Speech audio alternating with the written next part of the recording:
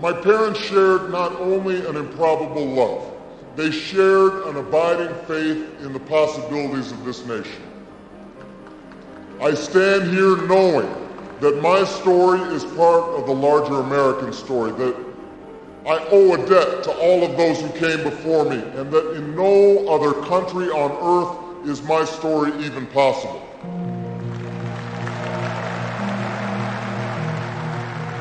Going into this speech, we've had 4 years of George Bush, and we felt as a country like we've grown further apart.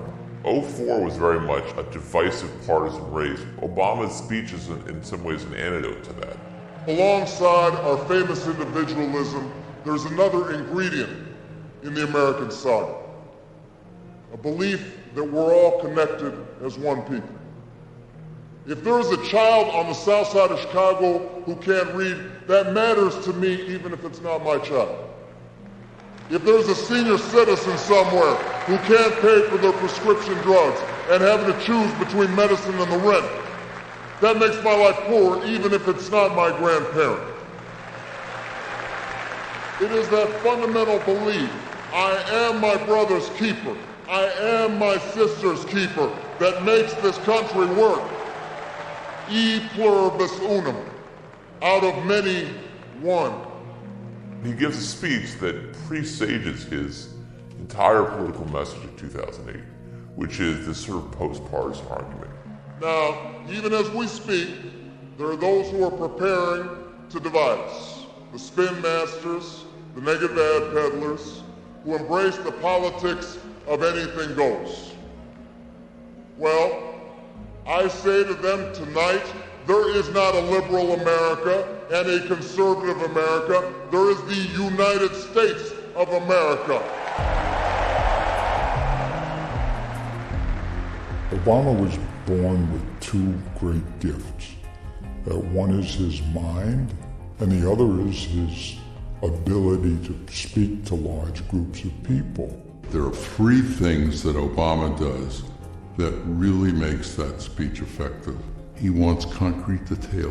He likes story, and he loves antithesis, the use of repetition and structure to show contrast. There is not a liberal America or a conservative America. There is one America.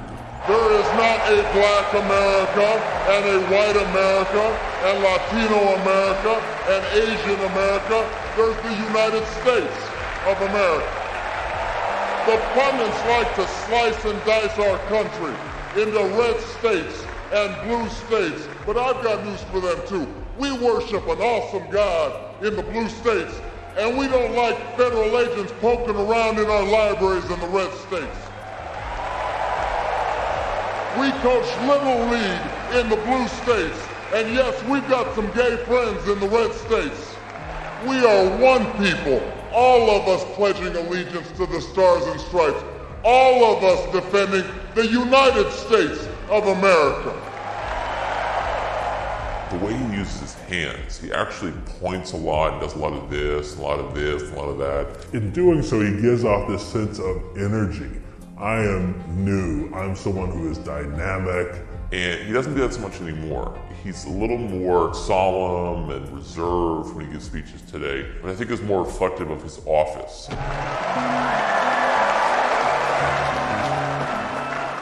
In the end, that's what this election is about.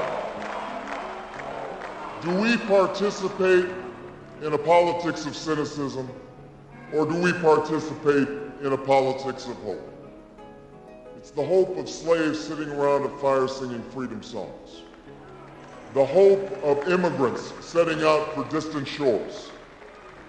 The hope of a young naval lieutenant bravely patrolling the Mekong Delta.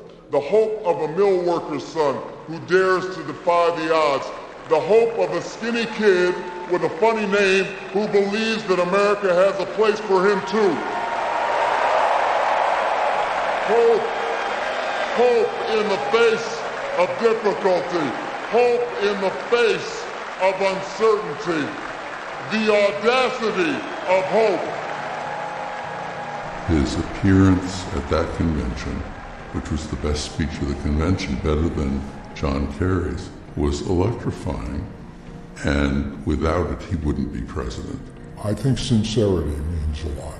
There are people who, when they speak the truth as they see it, and they're very effective doing that. I believe this country will reclaim its promise, and out of this long political darkness, a brighter day will come. Thank you very much, everybody. God bless you.